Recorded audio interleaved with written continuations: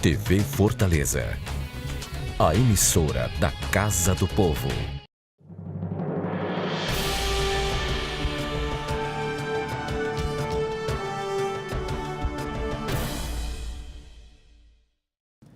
Há uma semana das eleições, a sociedade brasileira vai para as urnas não motivada pelo sentimento democrático, como deveria ser, mas dividida por outros, e eu coloco no plural, sentimentos nem um pouco lisonjeiros.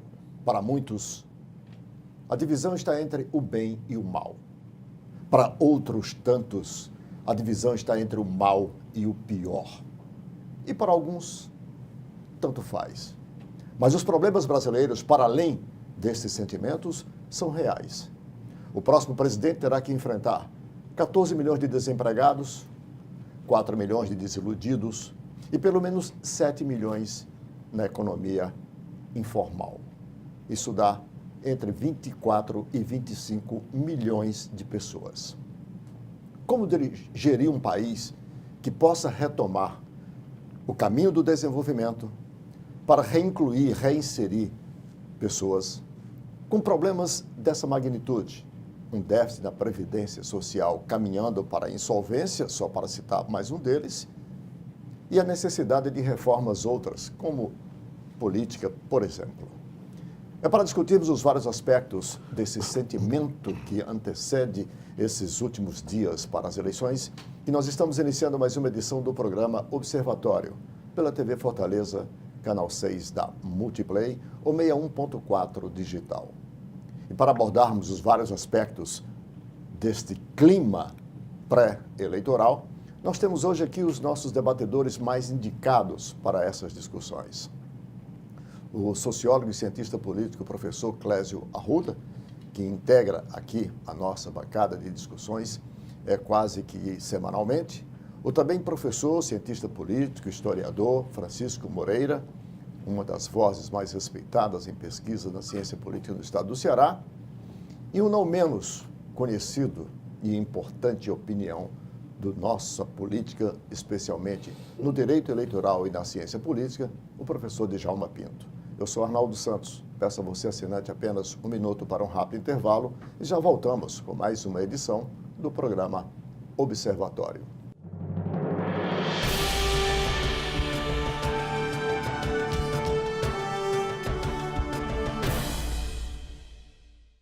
A Câmara Municipal de Fortaleza não para de trabalhar pela população da nossa cidade. E para que você fique sempre por dentro do nosso dia a dia, temos vários canais de comunicação. Confira o que acontece na Câmara pelo site e pelas nossas redes sociais, como Facebook, Instagram, YouTube, TV Fortaleza e Rádio Fortaleza.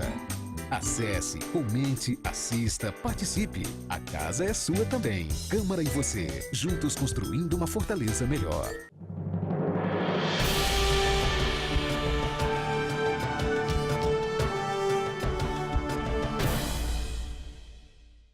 Estamos de volta com o primeiro bloco do programa Observatório pela TV Fortaleza, canal 6 da Multiplay. Para você, assinante que ligou agora, o programa recebe hoje as participações dos nossos debatedores, os professores Djalma Pinto, Francisco Moreira e Clésio Arruda.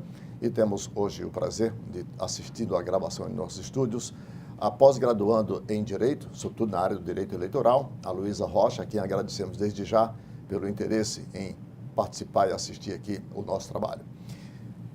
O editorial de abertura do programa, hoje, abordou o sentimento que a sociedade brasileira comparecerá às urnas no próximo dia 7. Nós gravávamos o programa há 9 dias das eleições. Então, estamos agora cada vez mais próximo. E no editorial, nós afirmamos que os sentimentos não são nem um pouco lisonjeiros para além dos problemas reais do Brasil. O que deveria ser a motivação, o sentimento democrático, já que este regime nos permite isto, a motivação que está levando grande parte da sociedade brasileira às urnas é um outro, é um de divisão. Divisão para muitos entre o bem e o mal, para outros entre o mal e o pior, e para outros simplesmente a indiferença ou a indignação generalizada. Nos 30 anos de democracia, o mais longevo período da história deste Brasil, é algo para se pensar. E os senhores, como pensadores da sociologia, da ciência política, foram chamados aqui para nos ajudar a entender por que chegamos aqui, no momento que poderíamos considerar de maturidade da democracia brasileira.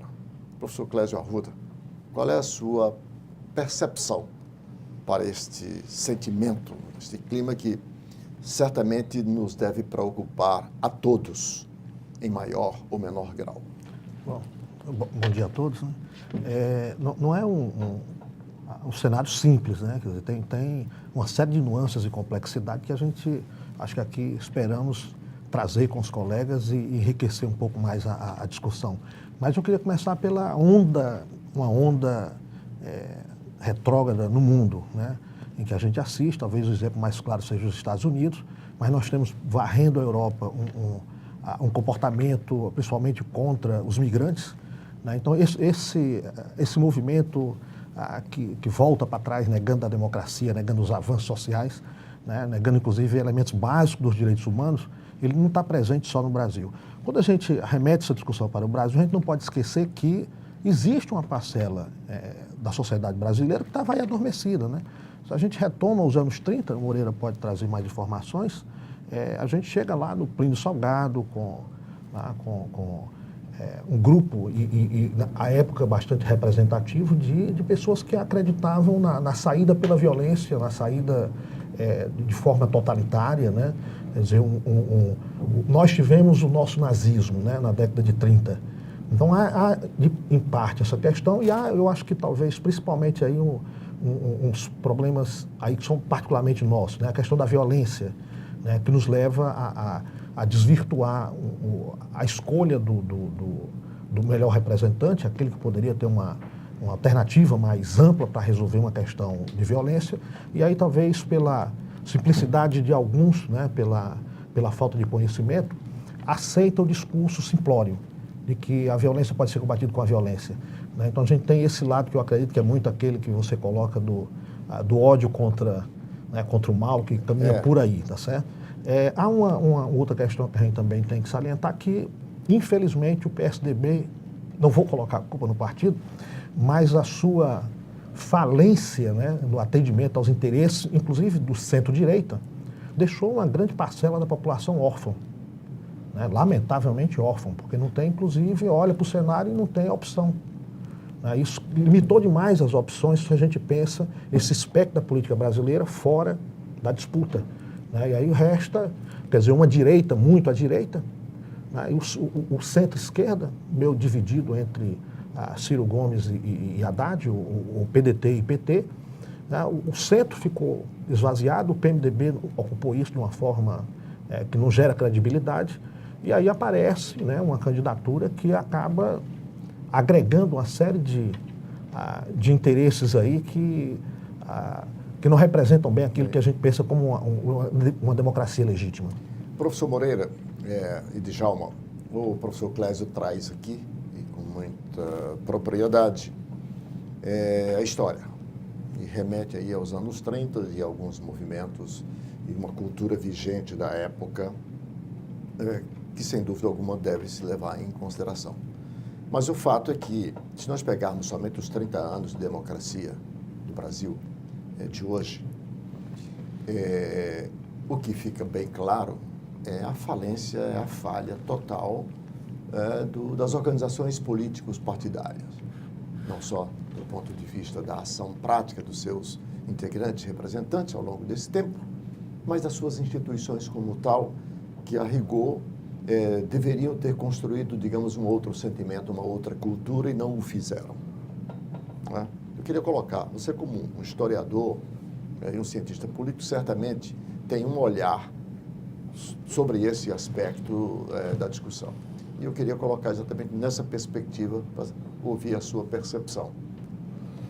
Olha, esse processo, muitas vezes a gente fala das coisas atuais sem esquecer que isso é processual. Então, ao longo da história política do Brasil, eu acho que da Constituição para cá, você abriu uma nova perspectiva da política nacional. Eu sempre ressaltei a ideia de que a gente tinha uma democracia muito nova,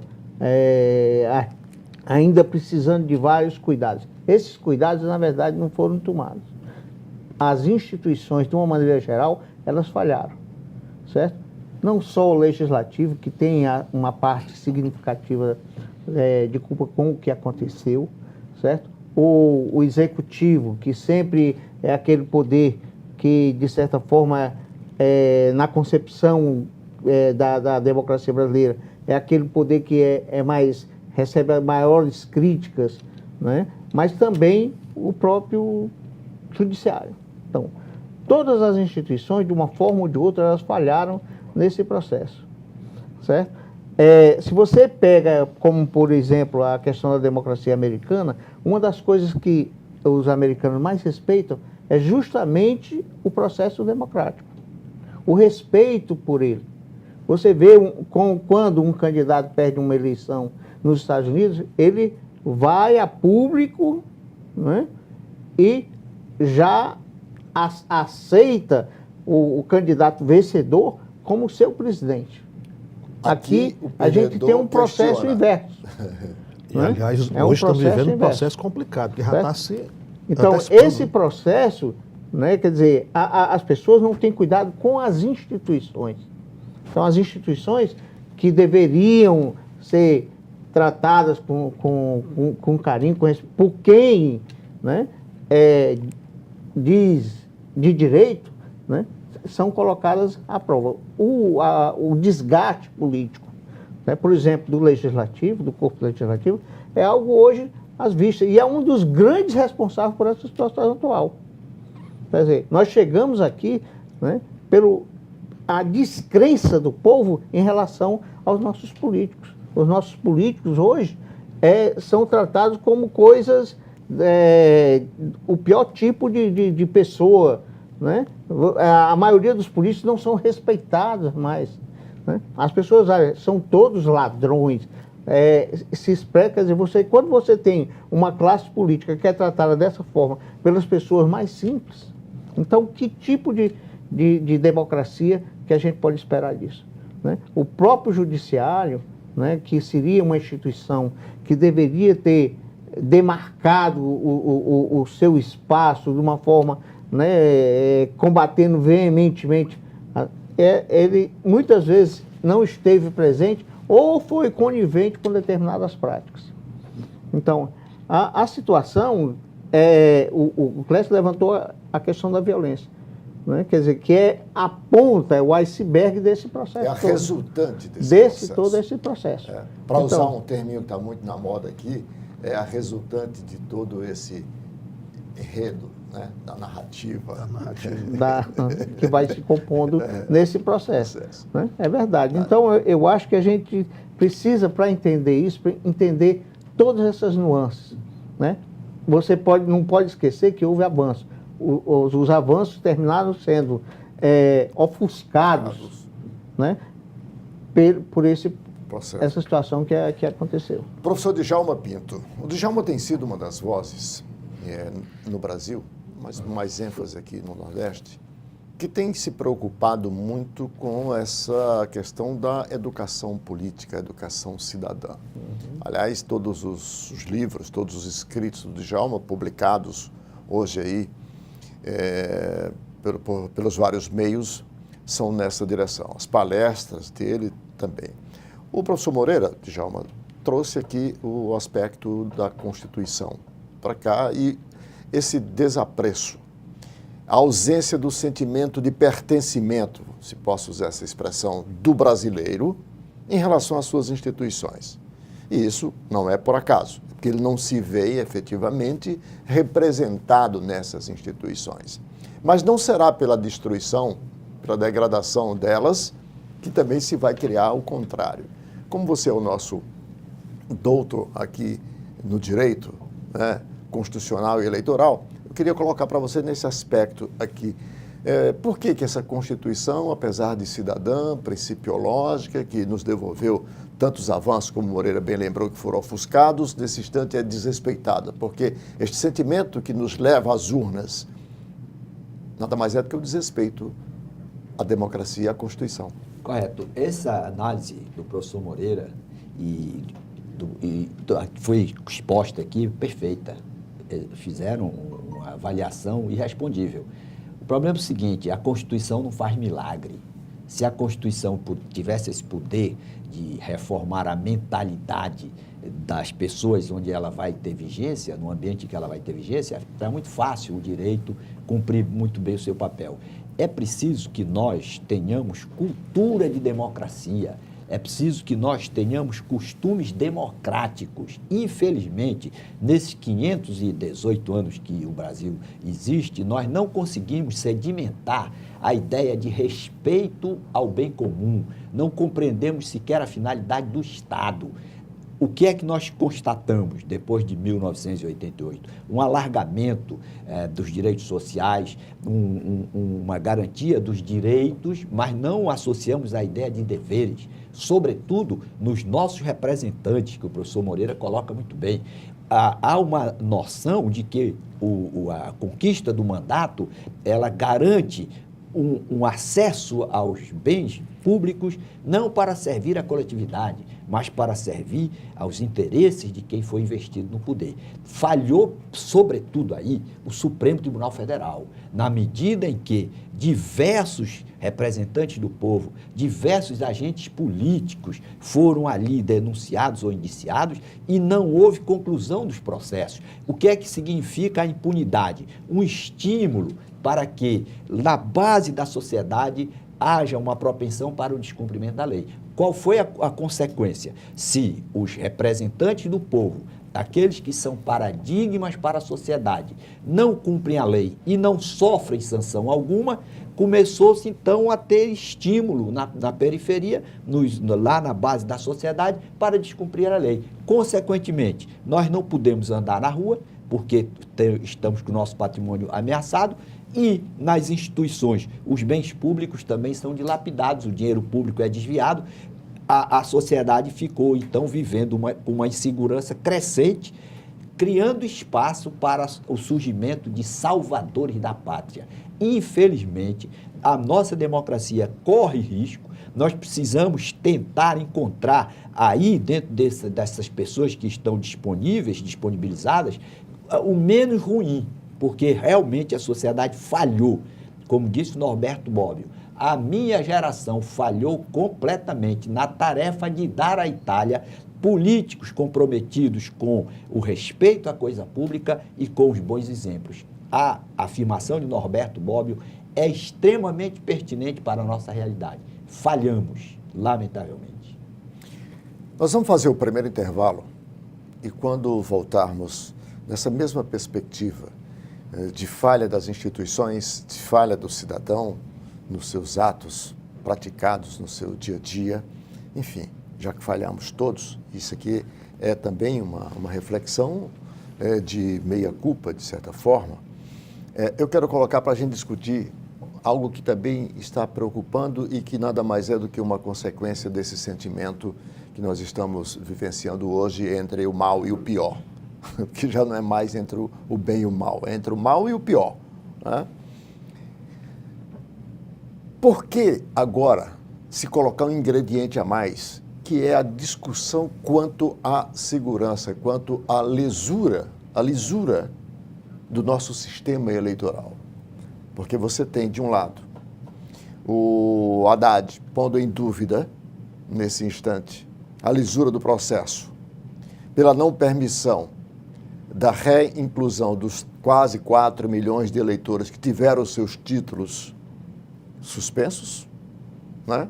Por não terem comparecido ao cadastramento biométrico, diga-se de passagem, amplamente divulgado. E do outro lado você tem o Bolsonaro, pondo em dúvida, depois de 7 mandatos de deputados federal, pondo em dúvida a segurança das urnas eleitorais. Vejam a que ponto nós chegamos aqui. Um instante só e a gente volta.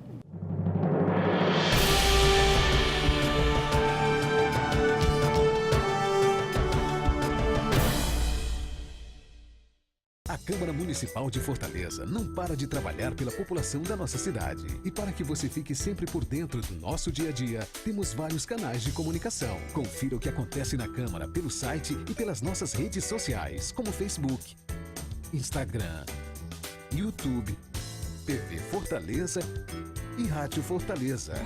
Acesse, comente, assista, participe. A casa é sua também. Câmara e você, juntos construindo uma Fortaleza melhor.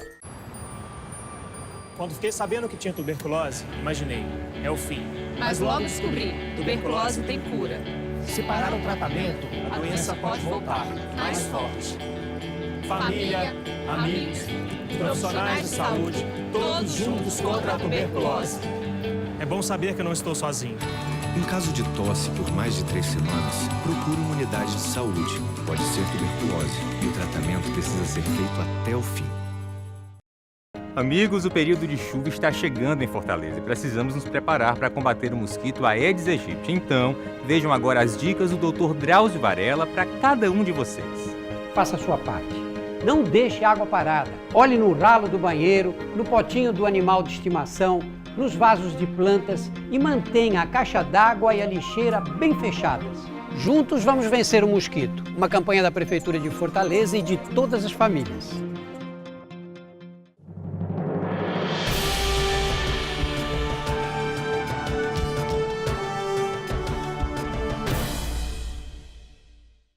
Estamos de volta com o segundo bloco do programa Observatório pela TV Fortaleza, canal 6 da Multiplay e 61.4 digital. Para você assinante que ligou agora, estamos discutindo no programa de hoje esse sentimento negativo do eleitor brasileiro que vai às urnas no próximo dia 7.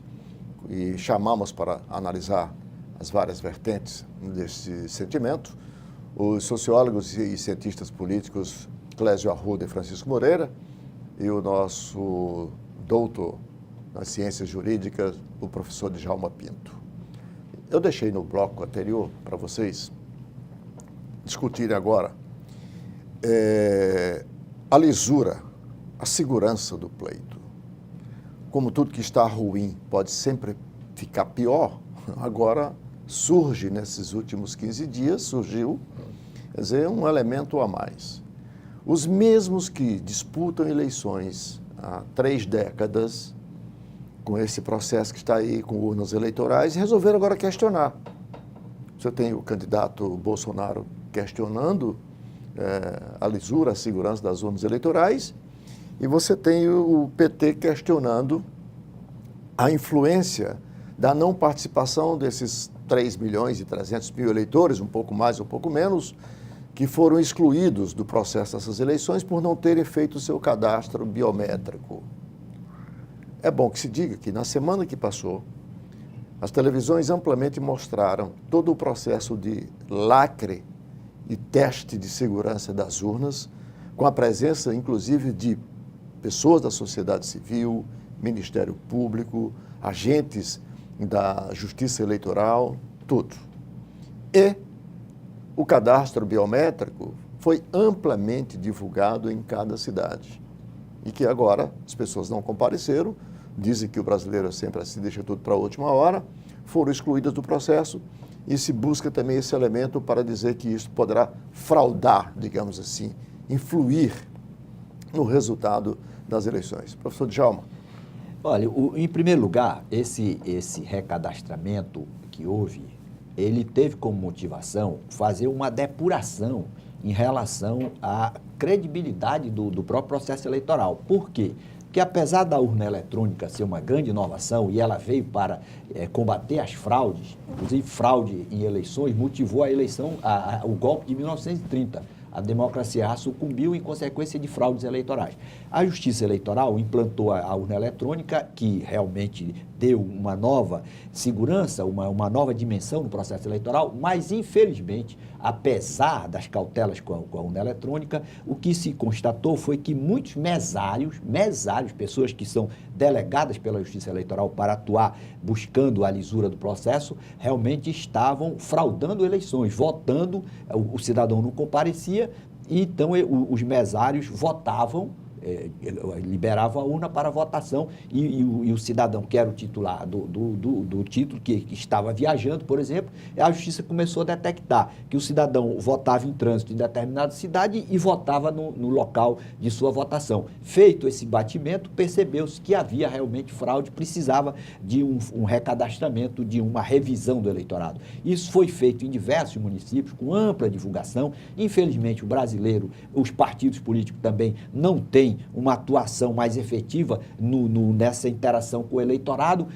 Os partidos se preocupam apenas com dinheiro do fundo partidário, por isso que querem eleger mais deputados, não para que prestem o melhor serviço à nação, mas olhando exclusivamente no dinheiro que é repassado em função do número de parlamentares na Câmara Federal. Enfim, houve essa situação que não é muito agradável, mas que realisticamente obedeceu todo o trâmite legal. Por outro lado, há um questionamento em relação à conclusão dos resultados, que a urna ela é realmente segura. O problema está na hora da totalização. Há esse questionamento. O Congresso brasileiro aprovou uma lei autorizando o voto impresso. O Supremo considerou inadequada essa norma e impossibilitou essa apuração. Na minha avaliação, poderia ser mitigado esse problema. Como? Fazendo um percentual mínimo para que aqueles que desconfiam, têm qualquer suspeita em relação à apuração, pudessem fazer uma avaliação. Já um clima muito discutido, muito controvertido, vai criar realmente essa situação para quem perder, qualquer uma das partes, vai querer invocar essa falta de lisura ou essa incompatibilidade com o resultado que vier a ser apurado. O que nós precisamos ter? Serenidade nesse momento, maturidade. O mundo não vai se acabar depois do dia 7 de outubro. O Brasil tem históricos de convulsões.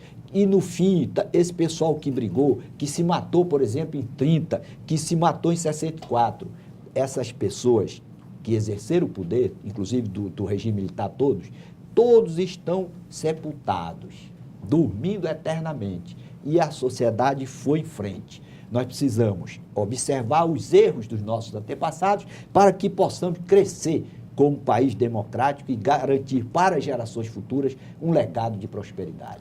Professor Moreira, é ético, é dado o direito, nesse momento, a uma semana das eleições, se questionar a lisura e segurança de um sistema tantas vezes testado? Rapaz, eu acho que não. A primeira grande questão, eu acho que o Djalma já demonstrou, o problema não é a máquina em si, o problema são as pessoas, certo? E se você pega, eu faço uma referência histórica, porque é importante, nós vamos dizer assim, nós depuramos esse processo. Isso já foi muito, não estou justificando, já foi muito pior, né? Eu, pessoalmente, né, trabalhando em eleição, vi como era que se fazia, certo? Então, pensa na época que eram as listas, quando você tinha a cédula, que você preenchia a cédula na hora, né? Então, hoje a gente tem muito mais segurança. Ao criar essa instabilidade, essa insegurança, normalmente alguém quer se beneficiar disso.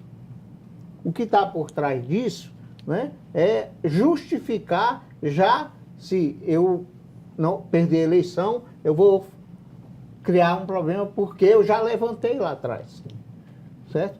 A questão toda estava com relação ao voto impresso, né, que o STF achou que era inadequado, que era, na verdade, mais uma segurança, né? Existe um processo e o que se precisa é educar as pessoas para o processo democrático.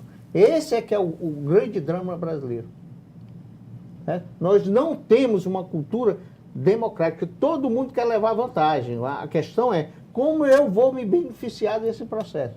Se eu levanto a questão, eu já posso lá na frente tentar justificar minha derrota por aí. Eu acho que o processo é um processo seguro, né? Tem esses problemas, tem um problema que é em relação às pessoas. Então fiscalize-se as pessoas. Tem que fiscalizar. Fiscalize-se as pessoas. Tem que aumentar o processo de fiscalização. Né? Agora, com relação né?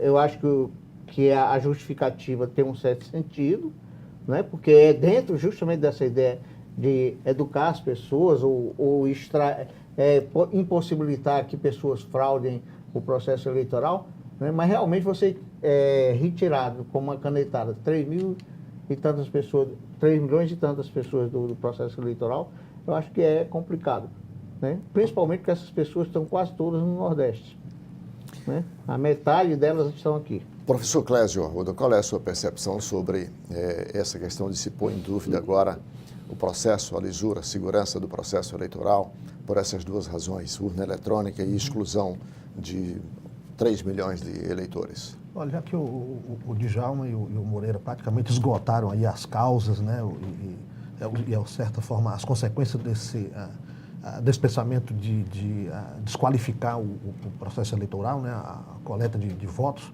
eu queria trazer um outro elemento, né, a desconfiança geral. Né? Nós tivemos aí um período aí de 4, 6 anos, onde se discutiu e se colocou as vísceras do sistema eleitoral brasileiro, né? Quer dizer, não o sistema eleitoral, o sistema político como um todo, né? Desde o processo eletivo e o comportamento do indivíduo que ascende à eleição. Quer dizer, isso foi mostrado, né? Quer dizer, as relações econômicas com a eleição, com o candidato, né? A invasão dos poderes e a descredibilidade dos poderes, o legislativo não legislando e o executivo legislando. Quer dizer, tudo isso durante esse período criou uma insegurança enorme, né? Então, essa insegurança jurídico-política que nós estamos vivendo, ela tende a se espalhar, né? Então, eu volto aqui ao discurso do Djalma de chegamos no momento, né? A crise chega no ápice e a gente chega no momento de dar um basta, né? Eu acho... Talvez os fatos anteriores, um dos mais relevantes que a gente teve na política nacional foi a fala do Tasso Gereissati, do senador, né, de fazer um discurso que eu acho que é um discurso para 20 anos, que nem ele mesmo vai conseguir se beneficiar, né, dado já a sua longevidade. Eu acredito que ele se beneficie do discurso que ele fez, que é um discurso para frente, que é um discurso de reconstrução, inclusive reconstrução partidária, a partir do seu próprio partido, né?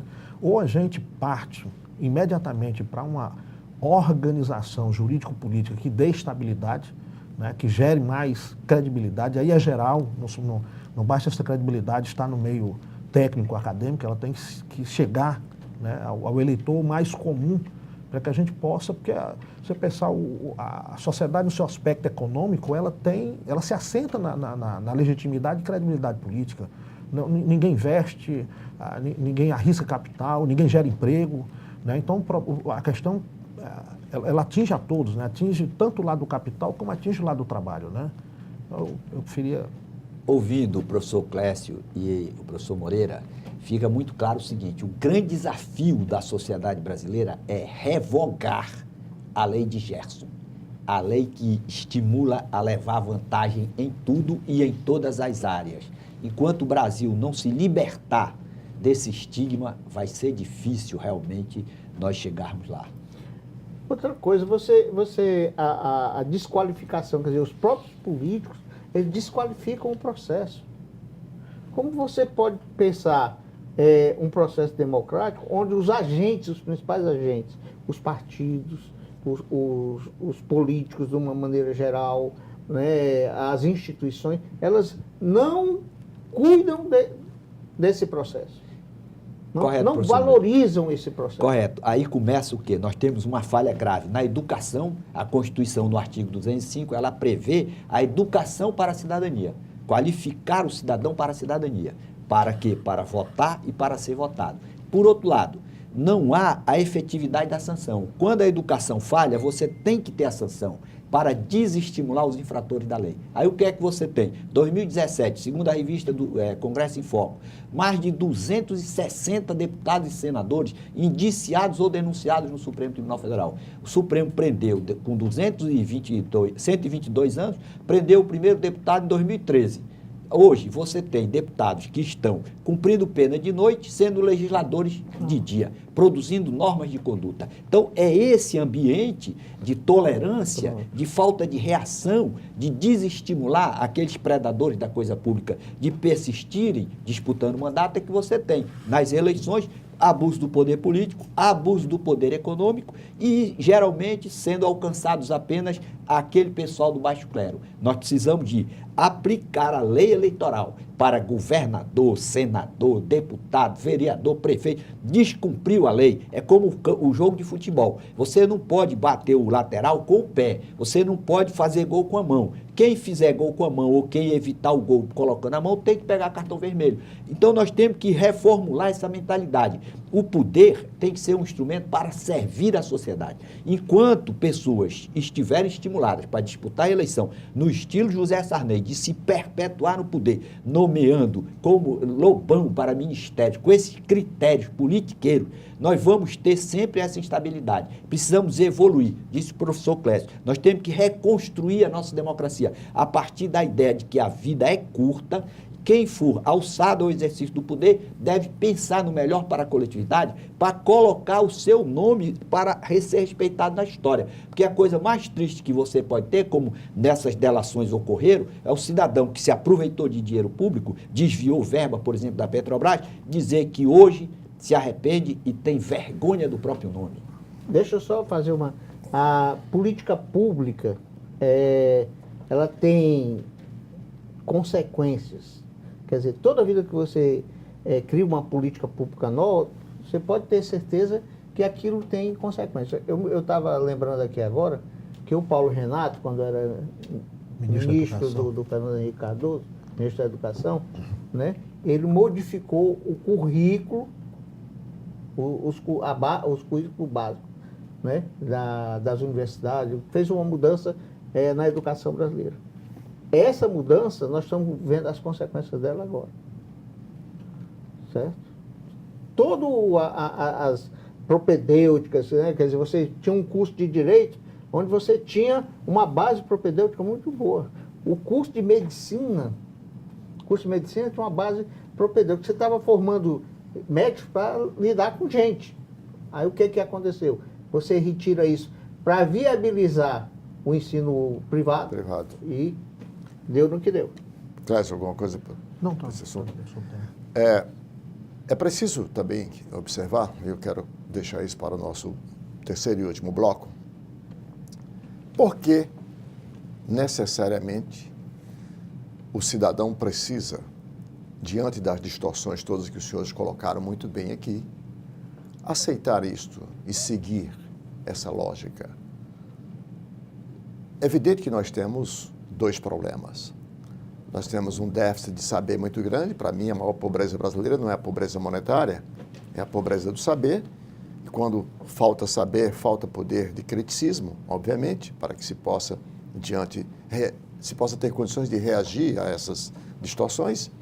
Certamente fôssemos uma sociedade com melhor nível de saber, esse comportamento muito provavelmente não existiria, porque havia um contraponto que partia da sociedade como agente, protagonista, né, desse processo. As instituições ou seus representantes, se colocam dessa forma, precisam ser combatidos. E esse combate cabe ao cidadão, especialmente no regime democrático. De novo, eu volto ao cuidado e à preocupação que nós temos que ter com a democracia. E é esse o tema para o próximo bloco. A democracia corre risco diante desses fatos? Um instante só e a gente volta.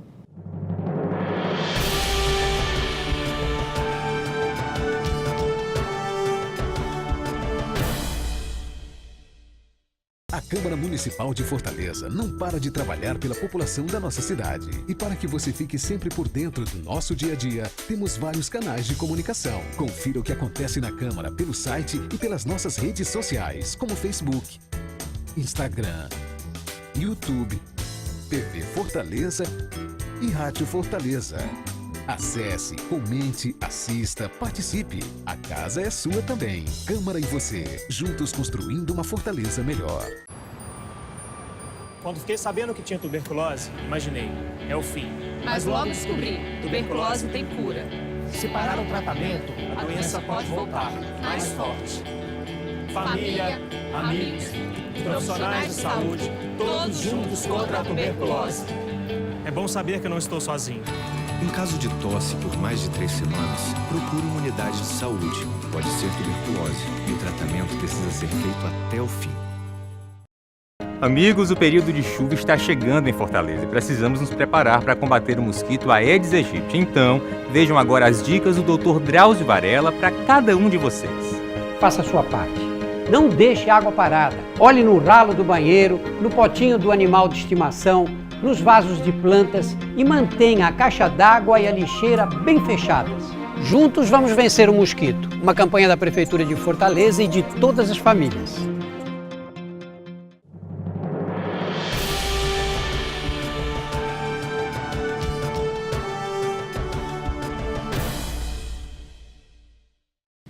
De volta com o terceiro e último bloco do programa Observatório pela TV Fortaleza, canal 6 da Multiplay. Para você, assinante que ligou agora, o programa tem hoje as participações dos nossos debatedores, os professores Francisco Moreira, Clésio Arruda e Djalma Pinto. Estamos discutindo todo esse clima, esse sentimento que permeia toda a sociedade brasileira nesses dias que antecedem as eleições brasileiras. E eu deixei no bloco anterior para a gente discutir aqui sobre a questão dos riscos da democracia. A propósito do que nós discutimos no bloco anterior, eu estou aqui em mãos com o livro do professor Djalma Pinto. O livro já é editado há alguns anos, o título é Distorções do Poder. Foi exatamente o que nós discutimos aqui, as distorções, né, do poder, aqui leia-se, dos poderes da República, a partir do comportamento dos seus integrantes. Os senhores passaram aí pelo comportamento do Poder Judiciário, do Legislativo, do Executivo. Está bem aqui. O Djalma está promovendo, inclusive, uma revisão desse livro, com a inserção de novos outros aspectos, bem a propósito desse momento que nós estamos vivendo hoje no Brasil, que sairá com a terceira edição dentro em breve. Eu quero colocar agora isso aqui. Nós temos, como eu disse, a maior pobreza que eu atribuo, que não é apenas a pobreza monetária, né? Mas dentro do conceito moderno de pobreza, pobreza multidisciplinar. E dentro dessa dessa forma multidisciplinar, você tem aí o déficit de saber, de conhecimento, o baixo nível de educação, de instrução das pessoas como um elemento preponderante para toda essa outra pobreza que vai desaguar na pobreza monetária. Isso é para dizer que uma sociedade com déficit desse tamanho de conhecimento, obviamente, é um ambiente fértil para que os detentores do poder promovam essas distorções sobre as quais nós estamos falando aqui. Em que grau, professor Clésio, essa situação em que chegamos coloca em risco a democracia? Olha, eu sou bem otimista, né? Eu acho assim que as crises elas nos levam a obrigatoriamente encontrar uma alternativa de saída. Enquanto corpo social como um todo, né, a gente tem partes dela que pode estar corrompida, né, está degradada, mas eu acho que sempre a gente vai reagir com as outras partes e encontra uma saída, encontra uma solução. Então, nesse sentido, eu acredito que o pós-eleição, né, abre um espaço para uma discussão que já começou. A gente já percebe claramente que uma parte dos candidatos, aí, nomeando claramente, já há sinalizações muito claras de Ciro, PDT e PT, PT e PDT, quer dizer, praticamente de marcharem juntos. Né? Eu percebo que há uma preocupação muito grande do capital voltado para dentro do Brasil, né? Ou seja, as empresas preocupadas com o mercado interno, perceberam que, na verdade, se entrou numa sinuca aí terrível, né? Quer dizer, não se está gerando investimento, não se está produzindo lucro. Então, eu vejo com a possibilidade muito forte da gente ter um governo de pacto e que essas questões que foram levantadas, como, por exemplo, desde a especialização, a qualificação, a educação básica, ela vai ter que ser rediscutida, né? Então, nós temos aí, eu acho que um cenário. Nós estamos vivendo o pior do cenário, mas com a possibilidade aí para frente, inclusive do pior que a gente está vivendo, de abrir um cenário mais favorável para que a gente possa reorganizar a sociedade brasileira. Que aí seria um grande esforço, né? Então você vê que esse sentimento, nem um pouco lisonjeiro, que nós estamos discutindo aqui e nos preocupa a todos, como uma oportunidade para que se fortaleça a democracia, redimensionando, portanto, padrões de comportamento para o mínimo aceitável como republicano. Você vê isso? Você não acha que o risco de se ter uma quebra, uma disrupção existe? Não, de forma alguma. De forma alguma. O Brasil joga um papel internacional muito pesado, muito forte, né? É o país mais importante da América do Sul. Quer dizer, o próprio mundo não permitiria isso, porque você coloca em risco o mundo a partir da América do Sul. Professor Moreira. Bom, eu concordo em parte, mas discordo também. Eu acho que há riscos. Né? Eu vejo essa possibilidade de um novo pacto, de você conseguir, com as eleições, cicatrizar certas erupções que surgiram nesse processo, né? Mas há um risco latente, certo? Nós temos uma parcela das pessoas que detêm poder, que detêm condições de fazer pressão, né? Que realmente buscam um tipo de solução não necessariamente democrática. E hoje, de uma maneira, vamos dizer assim, muito mais aberta, a economia internacional, ela não está muito preocupada com essa questão da democracia, não. Certo? Ela prefere, muitas vezes, negociar com governos autoritários. Não é à toa que você está vendo como isso está acontecendo na Europa, como está acontecendo, né, no próprio Estados Unidos. Quer dizer, é muito mais fácil para o setor econômico negociar, né, com as pessoas sem passar necessariamente pelo filtro, por exemplo, do legislativo, né, comprometido. Né? Democracia. Estados Unidos, lembre-se, em relação aos outros, porque democracia lá, sim, para eles, é uma coisa. É um patrimônio inatingível. Mas o que eles estão fazendo em termos internacionais, né? O que o Trump está fazendo, por exemplo, em relação à China, em relação à própria Europa, né? É uma coisa assim, tentando recuperar, de certa forma, esse foi o elemento básico da campanha dele, né? Tentar recuperar a economia americana para os americanos. Para você, o risco da democracia brasileira está muito mais no aspecto externo do que interno? Não, os dois. Os dois? Os dois. Eu estou dizendo que, de certa forma, esse aspecto de se levantar, do ponto de vista da economia internacional, o Brasil é um país importante, mas ele pode ser visto também dessa perspectiva. Quando se fala em pacto, e tanto o Clésio quanto o Moreira acenam com este momento de crise como uma oportunidade para que o próximo governo, né, possa promover, digamos, esse pacto de união, de conciliação dos vários interesses, pressupõe a existência de um líder, de alguém que venha a ser eleito com esse espírito conciliador. A demonstrar pelo quadro que está colocado aí, nós não temos esse conciliador para propor esse pacto, eu digo com relação aos que poderão vir a disputar o segundo turno. Nós não estamos, eu pelo menos não vislumbro, professor Djalma Pinto. Qual é a sua perspectiva? É possível um pacto diante das duas opções que nós estamos tendo aí? O problema é o seguinte, em primeiro lugar, você tem que detectar o problema. Para você ter a solução, você tem que conhecer o problema. Então, o Brasil, ele tem um problema de um déficit muito grande. Qualquer que seja o presidente, ele vai ter uma despesa muito maior do que a receita.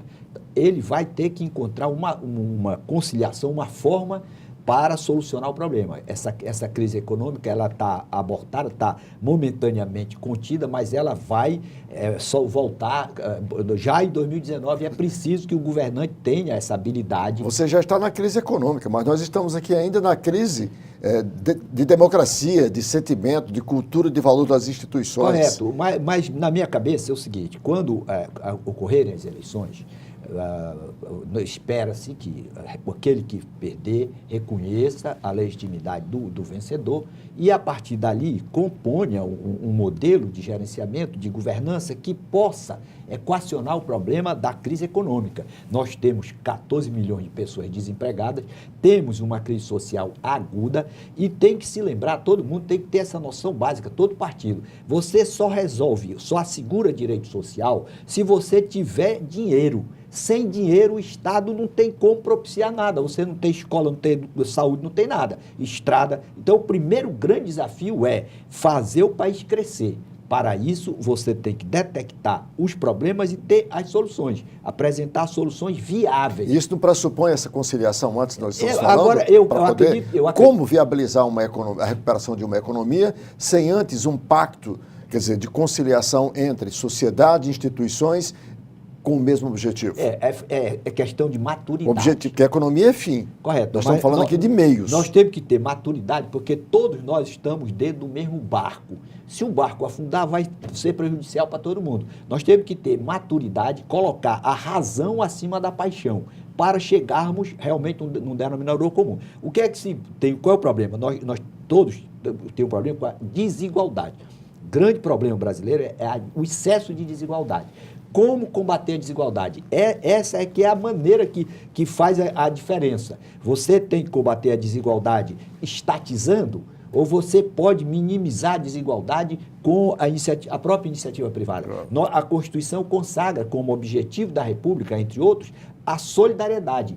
E a igualdade e a justiça. Nós precisamos dar efetividade nisso. Buscar minimizar a desigualdade, seja pela via das concepções da esquerda ou então da direita. Mas sem essa preocupação com a desigualdade para minimizá-la, aí nós vamos ter realmente um país injusto e sempre com ameaças e com propensão ao crescimento da violência. Professor Clésio e professor Moreira, eu quero retomar essa discussão a partir do seguinte: como promover, digamos, um pacto de união, se nós estamos numa sociedade polarizada entre não é nem o bem e o mal, entre o mal e o pior, como eu preferi chamar, e uma indignação geral, e os dois agentes, digamos, que se nos apresentam nesse instante como sendo os principais líderes para essa disputa que se avizinha. Um sem nenhum apreço pela democracia. Isso está verbalizado, aí está escrito em tudo o que ele fala. Ao contrário, com um viés extremamente autoritário de violência. Um outro, apesar de se dizer democrático, mas tem uma raiz, tem uma gênese que as pessoas duvidam até hoje, no caso o PT, de radicalismo, de populismo, de uma série de outros fatores. Como promover E é isso que a sociedade, nesse instante, usa como argumento para essa indignação e distanciamento. Como promover uma conciliação diante dessas duas vertentes? Tem uma questão aí que é clara, né? Quer dizer, o PT não é um partido novo, é um partido velho já, né? Com experiência longuíssima, né? E nessa experiência governou democraticamente, né? Chegou ao poder, passou o poder. Então, essa variável, ela não retoma mais. Ela é superada. É superada. O que tinha de mais Mas radical, não é assim que parte da sociedade entende. Estou falando aqui com base no sentimento. O que tinha de mais radical dentro do PT saiu e se transformou no PSOL. O PT hoje, claramente, é um partido de centro-esquerda. Não é o esquerda mais puro, né? Quer dizer, aquele que com certeza vai negociar com o mercado. Quer dizer, o grande problema hoje na sociedade brasileira é que nós perdemos a legitimidade de um partido de centro-direita, que é o que nós tínhamos, que era boa disputa, PT e PSDB. Quer dizer, essa disputa muito clara de tendências políticas, onde você Aliás, tinha aí... Os últimos 20 anos... Os últimos 20 anos. Quer dizer, esse cenário foi que se perdeu. Quando esse cenário se esvazia, ele abriu um espaço que não foi ocupado, e aí entra-se qualquer aventura. Então, eu preferia muito mais pensar uma decisão sobre uma política econômica, social e cultural que já se conhece, que pode discordar ou não, com a possibilidade de uma aventura, né? Que a gente não sabe o que vem por aí. Você traz uma discussão, um aspecto muito importante para que nós possamos entender o mal que causa uma sociedade a ausência de lideranças. Se a gente remete a 1988, quando da promulgação da Constituição, e eu já disse isso aqui algumas vezes, você tinha o que eu chamo de estoque de homens públicos, de um nível de um Franco Montoro, né, de Ulisses Guimarães. Tancredo já havia morrido já em 88, já tinha falecido. Um Zé Richa, enfim, Marco Maciel, Pedro Simon, que está aí até hoje. Você tem um estoque de homens. Mário Covas, para lembrar, também uma outra referência. Eram septuagenários, ou próximo a isso, 30 anos depois todos morreram, o estoque se exauriu e a sociedade brasileira não foi capaz de repor esse estoque ao ponto de você lamentar hoje a ausência, que já não era tão boa, da polarização entre PSDB e PT, e você lamenta porque se perdeu, o professor Moreira. Veja como nós estamos atravessando um deserto de homens públicos, de uma gravidade sem igual. Pois é, mas o homem ele não se coloca problema que ele não consiga solucionar. Então, nós chegamos, na verdade, num impasse, né? E a saída é um pacto. A gente tem que construir um novo pacto. Agora, você não pode pensar um pacto, certo? A partir da ideia de um salvador da pátria. Você tem que pensar o pacto a partir desses homens públicos, o que pode... As condições objetivas que tem. Em situações... Né, o Djalma levantou a questão da economia. A economia é o grande, vamos dizer assim, obstáculo, né, que é para que a gente tenha vamos dizer, sane os problemas. Porque você tem visões totalmente diversas nesse jogo. Aí, esse é que é o elemento central. Né? O pacto ele tem que ser feito do ponto de vista político, do ponto de vista administrativo, do ponto de vista econômico. Certo? É preciso que a gente chegue num ponto, né, de encontro desses vários, porque hoje você tem uma diversidade muito grande com relação à perspectiva. Por exemplo, se você pega, né, a visão dos possíveis, né, homens da economia de cada governo, você vai ver que cada um tem uma postura totalmente diversa em relação ao que está se colocando. Moreira, há uma questão aí que a gente tem que pensar o seguinte: aquele pensamento da direita mais à direita, ele está quase no mesmo nível daquele à esquerda, muito à esquerda. Você pegar o desempenho do Amoedo é uma desgraça, né? Quer dizer, então há uma possibilidade, eu acho, de reconstrução desse centro-direita que possibilita o pacto. Pois é, mas aí você tem Mas o representante do centro-direita, que no caso seria o presidenciável Ciro Gomes, que seria a pessoa que, pelo menos os articulistas da chamada mídia grande colocam como tal, o cenário não lhe é favorável há pouco menos de uma semana das eleições. Né? Então... Pois é, mas porque você coloca muito assim como se houvesse uma distância radical, né? Eu não acho que o PT hoje seja essa, né? O PT tem problemas. Não é o PT que seja assim, eu também não acho. Este é o sentimento, essa é a decodificação de grande parte da sociedade brasileira. A sociedade desconfia do que está aí. Sempre fez. Que sempre a sociedade fez desconfia do que está aí. Essa é uma questão que a gente precisa também discutir de forma mais profunda. Esse percentual, né, que desconfia do PT sempre desconfiou. Né? Hoje, com mais ênfase. Hoje, mais às claras. Hoje está mais presente. Aliás, até, se me permite uma interrupção, é de uma ingenuidade, para não dizer de uma ignorância política sem igual, imaginar que pelo fato do PT ter se envolvido nos escândalos de corrupção por alguns dos seus principais protagonistas, nesse instante repetirá a mesma coisa se chegar ao governo. Isso, se não for ingenuidade, é ignorância, porque com uma sociedade brasileira repudiando esse comportamento que está, com uma lava-jato aí em plena atuação, com o Ministério Público, com Polícia Federal, ou seja, com todos o conjunto da sociedade desconfiada e voltada para esta realidade, imaginar que o PT, ao chegar ao poder, repetirá as mesmas coisas, repito, se não for ingenuidade, é ignorância política. Por que a população, uma parte da população pensa assim? Porque faltou grandeza de espírito, tanto de PT como de PSDB.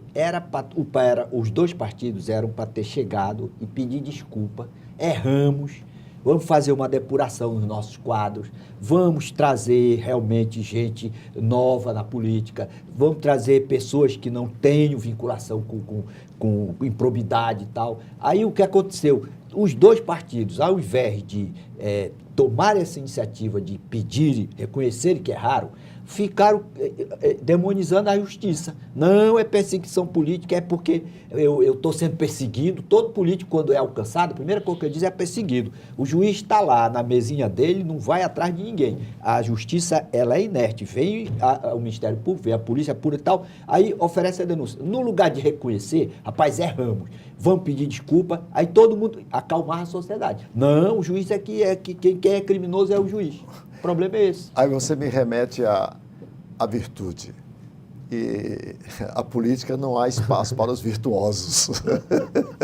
Já dizia Maquiavel. Maquiavel. Mas, Arnaldo, mas a dor ensina a gemer. A virtus não está lá. Mas a dor ensina a gemer. Depois da crise de 2008, que a sociedade mundial torrou mais de $1 trilhão para salvar banco, salvar grandes empresas, os próprios banqueiros começaram a pensar na sobrevivência deles e começaram a exigir as corporações com mais ética no trato do próprio dinheiro. Por isso que a Suíça está colocando o nome de quem tem dinheiro lá.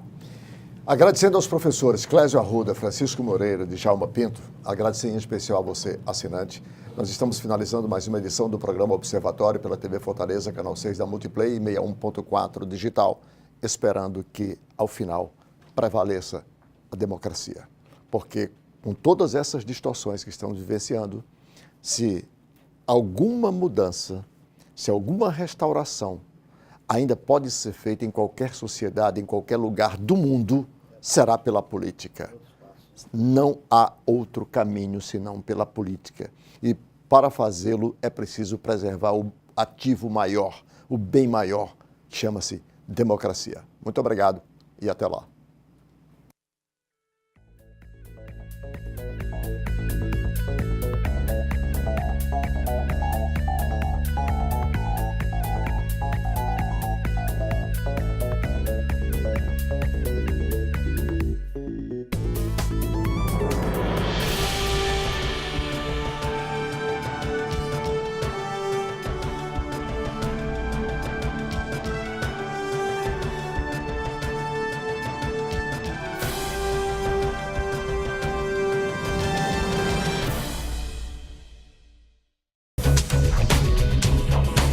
TV Fortaleza, a emissora da Casa do Povo.